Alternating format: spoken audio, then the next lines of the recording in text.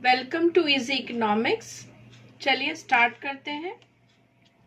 Now अब हम आते हैं, अभी जो हमने डिस्कस किया सब कुछ वो ये था कि जब आप स्टडी शुरू कर रहे हैं, क्योंकि अभी कोई एग्जाम टाइम तो है नहीं, अभी आपका सेशन स्टार्ट हो रहा है, तो अभी आपको किस तरह से कौन कौन से टॉपिक लेके चलने और उनका क्या इंपॉर्टेंस है, तो वो प्रिपरेशन है। देखिए, अच्छे मार्क्स के लिए दो तरह की प्लानिंग करनी होती है। एक, जब आप सेशन स्टार्ट होता है तो how you prepare that subject, ठीक है, to make it strong, to get maximum marks on that subject. और एक तरीका ये होता है कि आप जो है पेपर के टाइम पर प्लानिंग करते हो कि मुझे पेपर कैसे अटेम्प्ट करना है, वो भी आपको हायर स्कोर करने में ज़्यादा मदद करता है।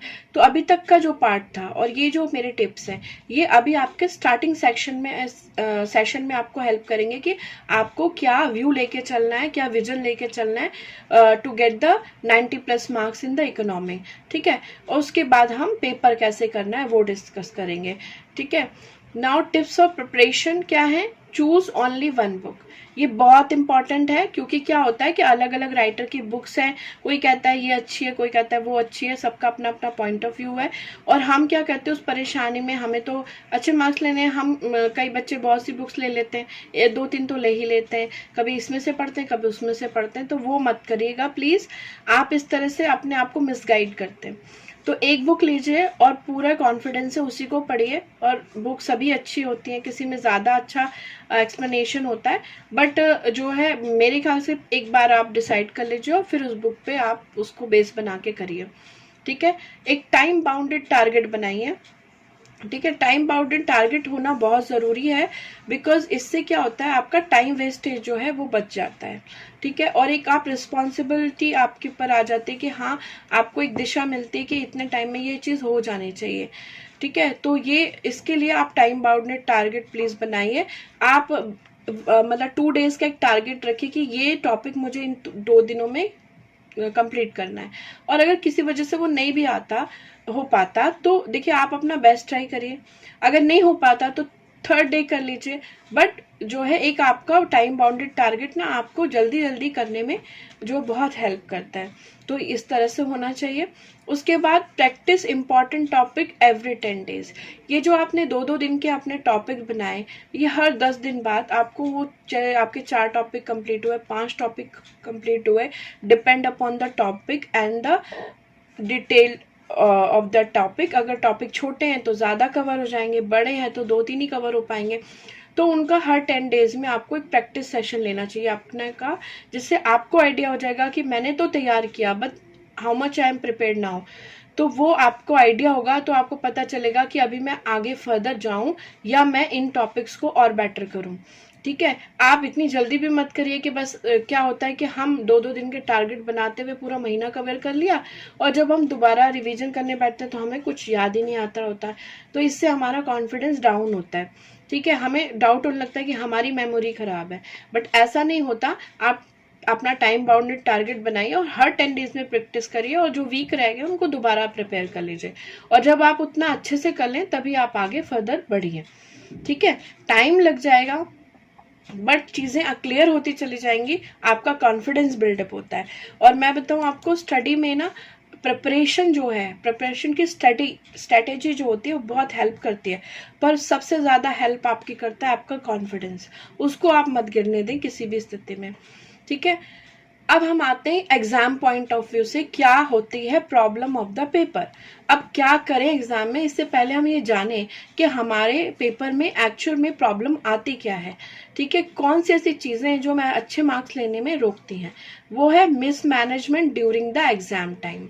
हम अपने एग्जाम टाइम का और एग्जाम पेपर का ठीक से मैनेजमेंट नहीं करते, इस वजह से काफी बार पेपर छूट जाता है, या हम वो क्वेश्चन करके चले आते हैं जो हमारे कम अच्छे प्रिपेयर्ड थे, और जो अच्छे से प्रिपेयर्ड थे वो नहीं चुन पाते हैं।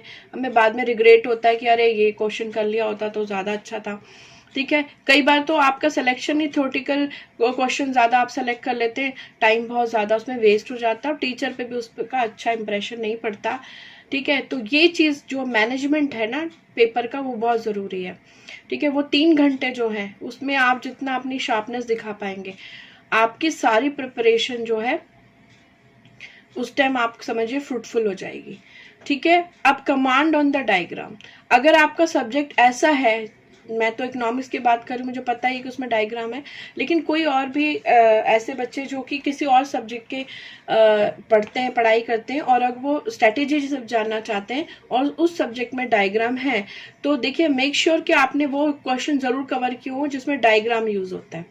और डायग्राम सिर्फ आपको बनाना नहीं आना चाहिए, आपको उसके अच्छे से डिटेल होनी चाहिए।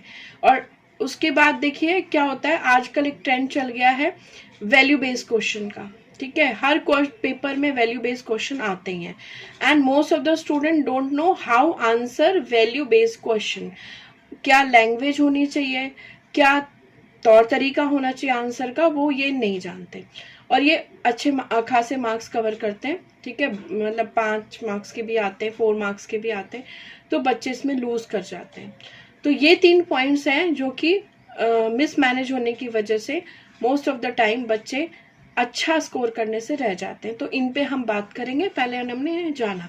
चलिए आइए अब इनको कैसे टैकल करना है ये अब हम सीखते हैं। चलिए अब हम पहले टॉपिक पे आते हैं जो हमारे एग्जाम में प्रॉब्लमेटिक होता है, मैनेजमेंट ड्यूरिंग द एग्जाम। अब एग्जाम को कैसे मैनेज करें, सबसे पहले आप सेलेक्ट करिए वो क्वेश्चन जो आपको बहुत ही कॉन्फिडेंट हैं आप, ठीक है, उनको अच्छे से सेलेक्ट करिए और उन्हीं को करना है आपने।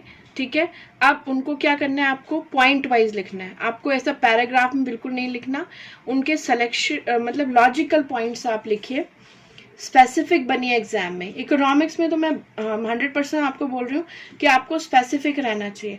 यहाँ पर आपने कितना बड़ा आंसर लिखा ये इम्पोर्टेंट नहीं होता, इम्पॉर्टेंस इसकी ज़्यादा है कि पूछा क्या गया और आंसर उसका, अगर आपने बिल्कुल टारगेटेड आंसर दिया है तो कभी भी टीचर आपके मार्क्स नहीं काटेंगे। ठीक है, तो बी स्पेसिफिक। ठीक है, उसके बाद अंडरलाइन टू हाईलाइट। ठीक है, आपको क्या करना है, अब देखिए जब हम आंसर लिखते हैं ना तो पूरा सेंटेंस हम लिख रहे होते हैं पॉइंट्स में, लेकिन उसमें एक ऐसी चीज होती है सेंटेंस में जो बिल्कुल स्पेसिफिक होती है, जो आंसर को बिल्कुल टारगेट कर रही होती है कि हाँ यही आंसर है।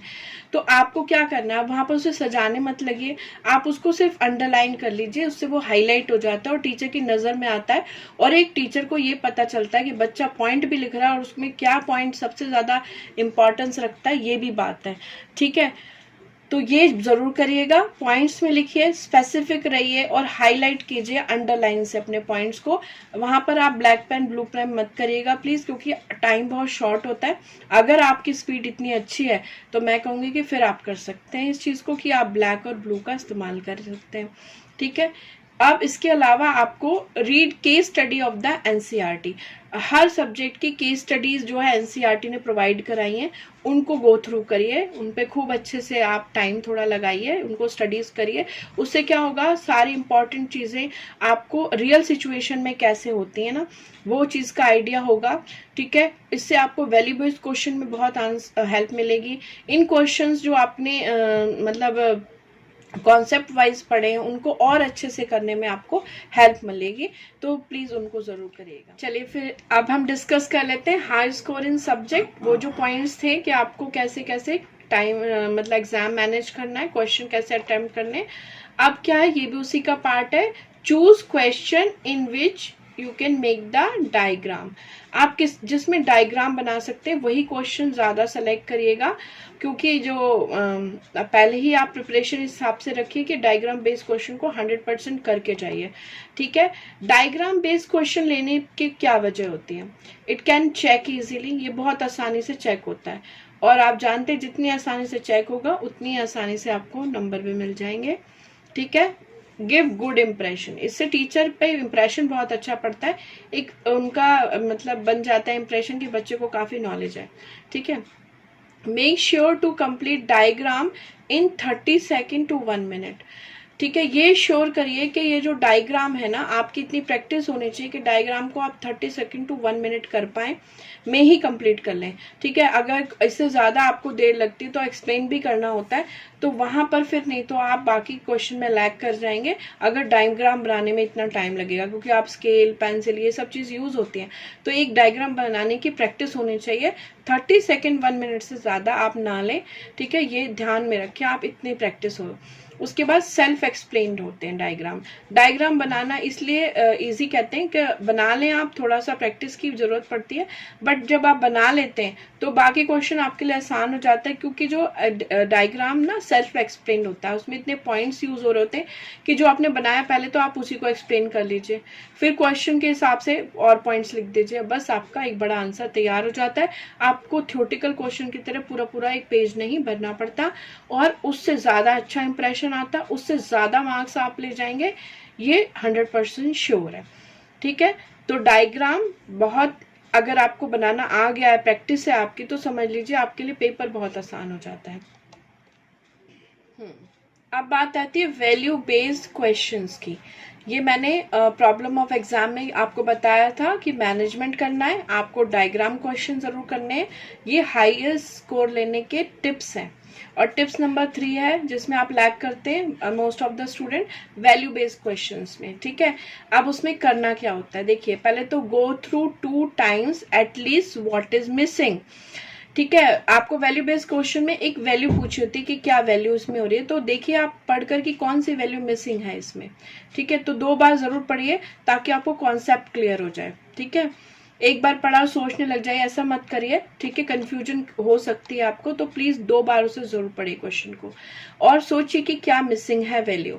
ठीक है, विच वैल्यू इज मिसिंग, जब आप ये क्वेश्चन अपने आप से करेंगे तो फिर आपको अपने आप दिमाग में, अगर आपने स्टडी कर रखा है तो आ जाएगा कि ये क्या है। ठीक है, इसके अलावा ये भी टिप्स है कि जो वैल्यू बेस्ड क्वेश्चन है ना, read value based question separately, इनको आप अलग से करिए। ये ऐसा नहीं कि कुछ क्वेश्चन वहां से पहले आपने मतलब सब्जेक्ट से कनेक्टेड एक आध डायग्राम का कर लिया फिर वैल्यू बेस्ड उठा लिया, ऐसे मत करिए क्योंकि दिमाग पजल होता है इस चीज से। तो वैल्यू बेस्ड क्वेश्चन आप अलग सेपरेटली लीजिए, ज्यादा मार्क्स का क्वेश्चन होता है, और ये हाई ऑर्डर थिंकिंग का क्वेश्चन होता है कि बच्चा प्रैक्टिकली किस चीज को कितना समझ सकता है, तो इसको सेपरेट करिएगा। और वैल्यू मिसिंग है, जब आप एक रिमाइंड लेंगे ना तो जरूर आपको याद आ जाएगी, अगर आपने केस स्टडीज पढ़ी हैं तो। ठीक है, उसके बाद क्या होता है, ऐसे भी क्वेश्चन आते हैं value based, if your stand is asked, अगर आपका वैल्यू बेस्ड क्वेश्चन में आपका कोई स्टैंड पूछा हुआ है कि आप इस बात से सहमत हैं या नहीं है, एक तो वैल्यू मिसिंग होगी वो पूछा जा सकता है, और ये भी पूछा जा सकता है कि आपका स्टैंड क्या है इस बात में, आप क्या सोचते हैं। ठीक है, तो first of all you have to decide your stand, आपको अपना स्टैंड क्या है वो डिसाइड कर लीजिए पहले ही। ये नहीं कि आपने लिखना शुरू कर दिया फिर आपको लगा ये ठीक है फिर आपको लगा दूसरा ऑप्शन ठीक है, ऐसे बिल्कुल नहीं करना, ये कंफ्यूजन का टाइम नहीं है। आप एग्जाम दे रहे हैं तो यहाँ आप पहले क्लियर होने चाहिए, फिर एग्जामिनर क्लियर होगा कि आपको क्या कितने मार्क्स देने हैं, तो आप प्लीज क्लियर रहिए। तो अपना स्टैंड डिसाइड कर लीजिए, और क्वेश्चन जब आंसर आप स्टार्ट करेंगे ना, राइट फर्स्ट योर स्टैंड, उसमें सबसे पहले आपको अपना स्टैंड स्टिक कर देना है कि मेरा स्टैंड ये है। ठीक है, फिर उसके बाद स्टिक टू योर स्टैंड, अपने स्टैंड पे आप रहिए, and give logical reason to prove your stand. ठीक है, आपने अपना स्टैंड लिख दिया, और आपको पूरे आंसर में जितना भी आप पॉइंट्स लिखेंगे उन सब में अपने स्टैंड पर ही रहना है, उसको मूव नहीं कर जाना उससे, और आपको उसको प्रूव करने के रीजंस देने, और वो लॉजिकल रीजंस होने चाहिए। ऐसे ही कुछ भी मत लिखिएगा, आप 2 पॉइंट लिखे, आप 3 पॉइंट लिखे, बट लॉजिकली प्रूव करिए अपने स्टैंड को। ठीक है, नाउ अब ये मैं एंड कर रही हूँ इस वीडियो का। यहाँ पर हमने डिस्कस करी स्ट्रेटेजी, क्या प्रॉब्लम आती है और उसको कैसे हम सॉर्ट आउट करेंगे to get the highest score, और कौन से हमारे इंपॉर्टेंट पॉइंट्स हैं। तो अभी से आप इन चीजों को अपने नजरिए पे लेकर चलिए, और आप ये तो मैंने आपको बताया, आप खुद भी अपने आप को अच्छे से जानते हैं। ठीक है, और हर इंसान का जो है एक यूनिकनेस होती है, वो अपने वीक पॉइंट्स उसको पता होते हैं, उसको अपने स्ट्रॉन्ग पॉइंट पता होते हैं। तो मुझे लगता है कि अपने स्ट्रॉन्ग पॉइंट को हर किसी को पहले जानना चाहिए और उसको और स्ट्रॉन्ग बनाना चाहिए, और अपने वीक पॉइंट्स को वो कैसे टैकल करे उसके सॉल्यूशंस निकालने चाहिए। तो इस तरह से कोई भी इंसान जो है लाइफ में बहुत आगे बढ़ सकता है, और किसी भी सब्जेक्ट, ये तो आपके सब्जेक्ट्स हैं, इनमें भी ये चीज लागू होती है कि इनमें भी आपके वीक और स्ट्रॉन्ग पॉइंट्स होते हैं, तो यहाँ भी यही बात लागू होती है, और कहीं और भी अगर आपको अच्छा परफॉर्म करना है वहां भी यही बात लागू होती है। तो आप ये स्ट्रैटेजी फॉलो करिए, और एक अपनी पर्सनल स्ट्रैटेजी भी बनाइए जो आप अपने बारे में जितना जानते हैं और किस तरह से आप बेटर परफॉर्म कर सकते हैं, वो भी आपकी बहुत हेल्प करेगा। तो आई होप सभी को बहुत अच्छे मेरी विशेस हैं कि आप इस सब्जेक्ट में बहुत अच्छा स्कोर करें, बहुत आगे जाएं। Now I am ending my video. Wish you all luck from my side, and thanks for watching the video.